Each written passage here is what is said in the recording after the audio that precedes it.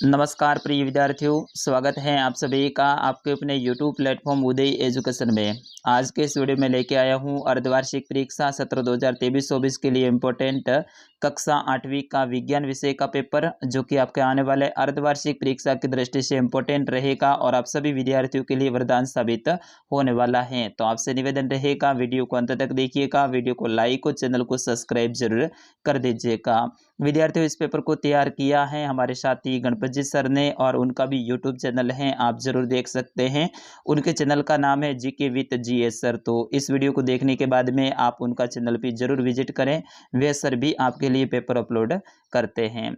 पहला प्रश्न देखिए, सबसे बड़ा अंडा जिस जीव का होता है वह है। तो विद्यार्थियों, इसका सही आंसर होगा सबसे बड़ा अंडा है वो चतुर्मुर्ग का होता है। तो ऑप्शन नंबर द रहेगा इसका सही आंसर। विद्यार्थियों, पूरा पेपर में उत्तर सहित लेकर आया हूं, तो आप सभी के लिए इंपॉर्टेंट रहेगा और आप सभी को याद भी करवाने वाला हूं, तो बिल्कुल आप वीडियो को अंत तक देखिएगा। दूसरा प्रश्न है, पीसीआरए का संबंध है। तो विद्यार्थियों, इसका सही आंसर होगा पेट्रोल और डीजल बचाने से संबंधित है पीसीआरए।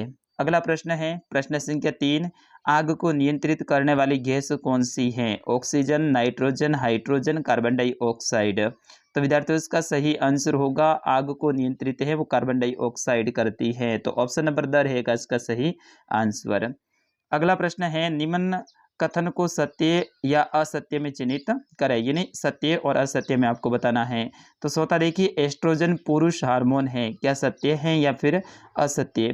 तो एस्ट्रोजन पुरुष हार्मोन नहीं है, तो ये असत्य हो जाएगा।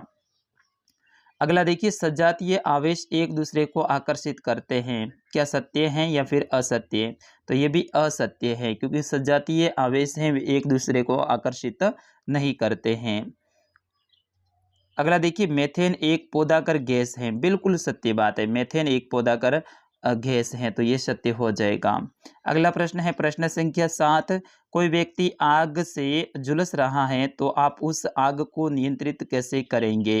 तो विद्यार्थियों, इसका सही आंसर होगा तुरंत आग बुझाने के लिए हम किसी कपड़े या कंबल का प्रयोग करके उस व्यक्ति को ढक लेंगे, जिससे आग और वायु के बीच का संपर्क टूट जाएगा और आग है वो बुझ जाएगी। तो जब भी किसी को आग लगती है तो अपन को क्या करना है, कपड़े से उनको ढकना है, कंबल वगैरह से।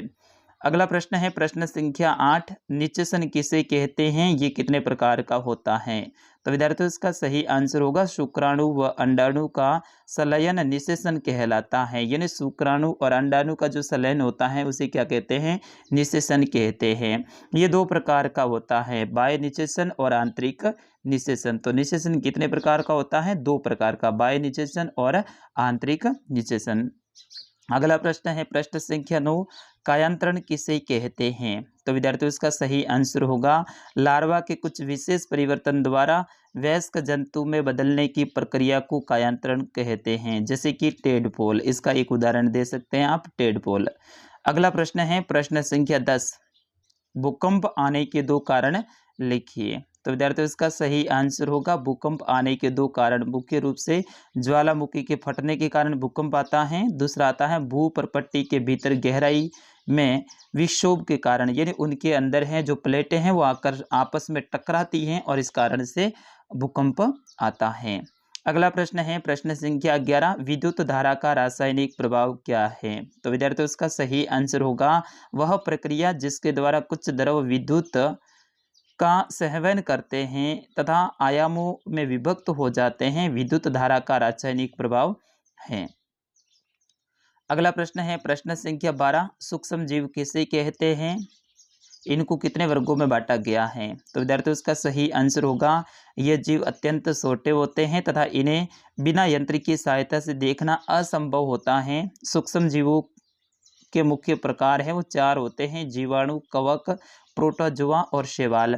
सूक्ष्म जीव का मतलब होता है ऐसे जीव जो कि अत्यंत छोटे होते हैं, जिसको अपना नग्न आंखों से नहीं देख सकते हैं, यानी खुली आंखों से नहीं देख सकते हैं। उनको देखने के लिए अपन को किसी यंत्र की आवश्यकता होती है, जैसे कि दूरबीन वगैरह उनकी आवश्यकता होती है, उनके द्वारा अपन देखते हैं। जैसे कि जीवाणु हो गया, जीवाणु हमेशा अपने आसपास में रहते हैं, कवक हैं, प्रोटोजोआ और शैवाल, ये क्या है, सूक्ष्म जीव हैं। अगला प्रश्न है प्रश्न संख्या 13, घर्षण से आप क्या समझते हैं? तो विद्यार्थियों इसका सही आंसर होगा संपर्क में रखे दो पृष्ठों के बीच सापेक्ष गति का विरोध करने वाले बल को घर्षण कहते हैं। अगला प्रश्न है प्रश्न संख्या 14, समूह 1 को समूह 2 से मिलान कीजिए। तो समूह 1 को समूह 2 से मिलान करना है, तो विद्यार्थियों इसमें मिलान करेंगे अपन, जैसे कि पेट्रोल है वो वाहन ईंधन है, यानी गाड़ी को चलाने के लिए इनके रूप में काम में आता है। उसी तरह से पेट्रोलियम, तो पेट्रोलियम किसे कहते हैं? काला गाढ़ा द्रव को पेट्रोलियम कहा जाता है। और कोल तार है, ये सड़क निर्माण के काम में आता है। और बिटुमिन है, ये तेलीय द्रव होता है। इस तरह से इसका मिलान करना है। अगला है प्रश्न संख्या 15, नीचे लिखे गए वाक्यों की सत्यता की जांच कर सत्य और असत्य कर निशान लगाइए। तो ये दोबारा से प्रश्न आया है। देखिए, तेल में लगी आग को नियंत्रित करने के लिए जल का उपयोग नहीं करते हैं। बिल्कुल सही बात है, तेल के अंदर आग लगी हुई होती है तो जल का उपयोग वहाँ पे अपन नहीं कर सकते हैं, ये सत्य बात है। सीएनजी एक स्वच्छ ईंधन है, बिल्कुल सत्य बात है, सीएनजी एक स्वच्छ ईंधन है, इससे धुआं नहीं निकलता है। अगला है अमीबा मुकुलन द्वारा जनन करता है, ये असत्य है, ठीक है ना, अमीबा मुकुलन के द्वारा जनन नहीं करता है। और लास्ट है अंड प्रजक जंतु विकसित शिशु को जन्म देते हैं, ये भी असत्य है। प्रश्न संख्या 16, यौना आरंभ में शरीर के अंगों में असमान वृद्धि होती है परंतु फिर भी शरीर सुडौल कैसे हो जाता है? तो विद्यार्थियों इसका सही आंसर होगा यौना आरंभ में शरीर के सभी अंग समान दर से वृद्धि नहीं करते हैं। सभी अंग होते हैं ना, वो समान दर से वृद्धि नहीं करते हैं, ये एक कारण होता है। कभी कभी किशोर के हाथ अथवा पैर शरीर के अन्य अंगों की सापेक्षा बड़े दिखाई देते हैं परंतु शीघ्र ही दूसरे भाग की वृद्धि कर शारीरिक अनुपात को संतुलित कर लेते हैं, फलतः शरीर सुडौल हो जाता है। अगला प्रश्न है प्रश्न संख्या 17, बल और दाब में अंतर बताइए। बल द्वारा किसी वस्तु में क्या परिवर्तन कर सकते हैं? तो विद्यार्थियों इसका सही आंसर होगा बल किसी वस्तु पर लगने वाले धक्के या खिंचाव को बल कहते हैं। इसका मात्रक न्यूटन होता है और इसको अपन लिखेंगे F बराबर ma। और दाब की बात करें तो किसी पृष्ठ के प्रति एकांक क्षेत्रफल पर लगने वाले बल को दाब कहते हैं और इसका मात्रक है वो पास्कल होता है, P बराबर F a होता है। और इसमें देखिए वस्तु की गति में परिवर्तन करते हैं, वस्तु की गति की दिशा में परिवर्तन करते हैं, वस्तु की आकृति में परिवर्तन करते हैं। अगला प्रश्न है वर्णन कीजिए कि घर्षण किस प्रकार शत्रु और मित्र दोनों हैं। ये प्रश्न पक्का आने की संभावना है, पक्का आएगा। तो विद्यार्थियों इसको अच्छे से याद कर लीजिएगा। आपको बताना है कि घर्षण किस प्रकार से शत्रु हैं और किस प्रकार से मित्र हैं। तो इसका सही आंसर होगा घर्षण शत्रु। घर्षण के कारण गति करती हुई वस्तु की ऊर्जा की काफी मात्रा में ऊष्मा के रूप में व्यर्थ चली जाती है। घर्षण के कारण मशीनों की दक्षता का ह्रास होता है। कभी कभी ज्यादा घर्षण के कारण मशीनें जल जाती हैं।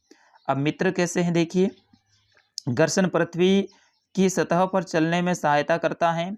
घर्षण ना हो तो कोई भवन निर्माण नहीं हो सकता है और घर्षण बल वाहन को रोकने में भी सहायता प्रदान करता है। अगला प्रश्न है एक दोलक 10 सेकंड में 90 बार दोलन करता है तो इसका आवर्तकाल और आवर्ती ज्ञात करनी। ये प्रश्न पक्का आएगा। आवर्ती ज्ञात करने के लिए दोलनों की संख्या बटा समय होता है, जैसे कि दोलनों की संख्या 90 और समय 10 सेकंड, तो इसका सही आंसर होगा 9 हर्ट्ज। आवर्तकाल ज्ञात करने का ये सूत्र है। फिर उसके बाद में 20वां प्रश्न है कि विद्युत लेपन दर्शाया हुआ सरल परिपथ का रेखा चित्र बनाइए। अगला प्रश्न है तारा व ग्रहों में अंतर स्पष्ट कीजिए। प्रश्न संख्या 22 है खाद व उर्वरक में अंतर बताइए तथा खाद के क्या लाभ हैं लिखिए। तो विद्यार्थियों इसका सही आंसर होगा खाद एक कार्बनिक पदार्थ है। खाद खेतों में बनाई जाती है। खाद से मिट्टी को प्रचुर मात्रा में ह्यूमस प्राप्त होता है। उर्वरक की बात करें, उर्वरक रासायनिक पदार्थ है। उर्वरक का उत्पादन फैक्ट्रियों में होता है। उर्वरक से मिट्टी का ह्यूमस प्राप्त नहीं होता है। खाद के लाभ की बात करें तो इससे मिट्टी की जल धारण क्षमता में वृद्धि होती है। यह मिट्टी के गठन को सुधारने में सहायक है और इससे मित्र जीवाणुओं की संख्या में वृद्धि होती है। इससे मिट्टी भुरभुरी एवं सरंध्र हो जाती हैं। अथवा में मिल जाएगा सिंचाई किसे कहते हैं, सिंचाई की पारंपरिक और आधुनिक विधियों के बारे में बताना है। प्रश्न संख्या 23 है, वन्य जीवन संरक्षण क्यों आवश्यक है? तो ये प्रश्न वेरी वेरी मोस्ट इंपोर्टेंट है। फिर उसके बाद में प्रश्न संख्या 24 है, मानव नेत्र का नामांकित चित्र बनाइए। और दूसरा बनाना, सड़क सुरक्षा के कोई 4 प्रमुख चित्र बनाकर उनके अर्थ लिखिए। अथवा में ऑप्शन मिल जाएगा, परावर्तन किसे कहते हैं, नियमित और विसरित परावर्तन में अंतर बताइए, इसके क्या नियम हैं लिखिए। और इसी में दूसरा मिल जाएगा, सड़क दुर्घटना के प्रमुख क्या कारण हैं।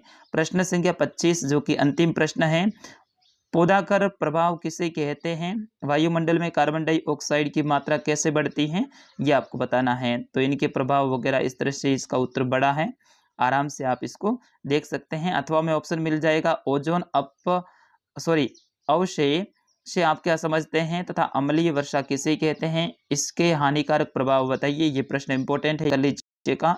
और मानव के लिए स्वच्छता क्यों आवश्यक है, ये आपको बताना है। तो विद्यार्थियों, ये था कक्षा 8वीं का विज्ञान विषय का पेपर। पूरा पेपर में उत्तर सहित लेकर आया था और पूरा पेपर मैंने हल करके आपको बताया है।